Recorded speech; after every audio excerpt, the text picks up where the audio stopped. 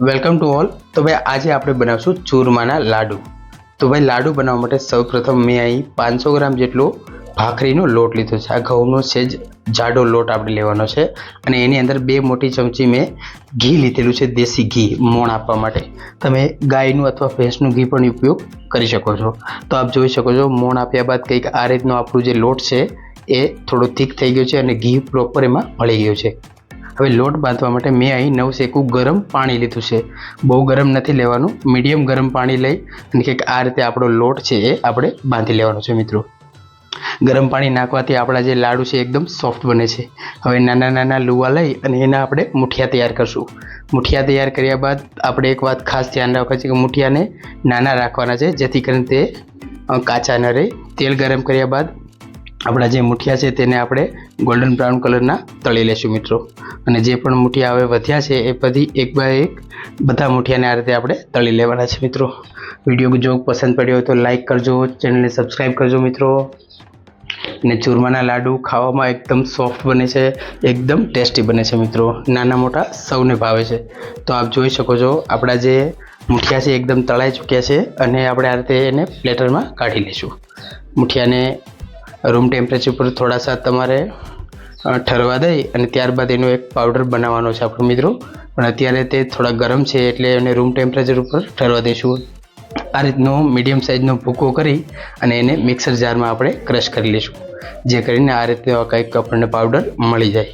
હવે આ પાવડર જે છે એક મોટા વાસણમાં આપણે લઈ લેવાનું છે અને અહીં મેં ગોળ, ઘી, કિશમિશ, બદામ અને ઇલાયચીનો પાવડર લીધો છે। ગોળમાં આપણે લાડુ બનાવવાના છે, માટે આપણે ગોળની ચાસણી તૈયાર કરશું। 500 ગ્રામ જેટલો ગોળમાં મેં 2 મોટી ચમચી દેશી ઘી લીધેલું છે મિત્રો। દેશી ઘી એને સ્વાદ ખૂબ જ સારો આવે છે લાડુમાં, એટલા માટે મેં અહીં દેશી ઘીનો ઉપયોગ કરેલો છે। તમે ચાહો તો બજારમાં મળતું વેજીટેબલ ઘી પણ યુઝ કરી શકો છો। અને લાસ્ટમાં આપણે ચાસણી તૈયાર ગયા બાદ ઇલાયચીનો જે પાવડર છે એ એડ કરશું। તો અહીં આપણા ભૂકો જે છે એની અંદર આપણે કિશમિશ, મેં અહીં 100 ગ્રામ જેટલા કિશમિશ લીધા છે, સાથે જ થોડી બદામની કતરણ પણ લીધી છે। એ ટોટલ ઓપ્શનલ છે, તમારી ઈચ્છા હોય, ભાવતું હોય તો જ આપ એડ કરી શકો છો। અને લાસ્ટમાં આપણી જે ચાસણી છે એ પ્રોપર આપણે મિક્સ કરી દઈશું આપણા લાડુના મસાલામાં। તો કંઈક આ રીતે આપણી ચાસણી જે છે એ મિક્સ કરવાની છે અને ચાસણી ગરમ છે એટલા માટે ખરપિયાની મદદથી આપણે પ્રોપર એને મિક્સ કરશું મિત્રો। હાથ ન અડે, હાથ બળે ને આપણો દાજી ન જાય એ વાતનું ખાસ ધ્યાન રાખજો। કંઈક આ રીતે આપણું બેટર તૈયાર કરી અને આ રીતે મિક્સ કરવાનું છે અને આપણા લાડુનું જે બજારમાં એનું એક શેપ મળે છે, તો આ શેપ પ્રમાણેના મેં લાડુ અહીં તૈયાર ગયા છે। તો બસ સિમ્પલ રેસીપી આપના માટે એકદમ સિમ્પલ છે। વિડીયોને લાઈક કરો, ચેનલને સબસ્ક્રાઈબ કરો અને આ લાડુ તૈયાર છે આપના અને આપના પરિવાર માટે।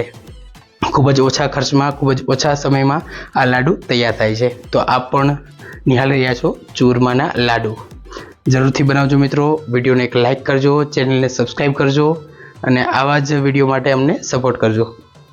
ચૂરમાના લાડુ આપની સમક્ષ તૈયાર છે, આપ જોઈ શકો છો એકદમ દાણેદાર અને સુગંધથી ભરપૂર, સ્વાદમાં પણ એકદમ સરસ એવા ચૂરમાના લાડુ, ખાવામાં ખૂબ જ ટેસ્ટી અને નાના મોટા સૌને ભાવતા ચૂરમાના લાડુ।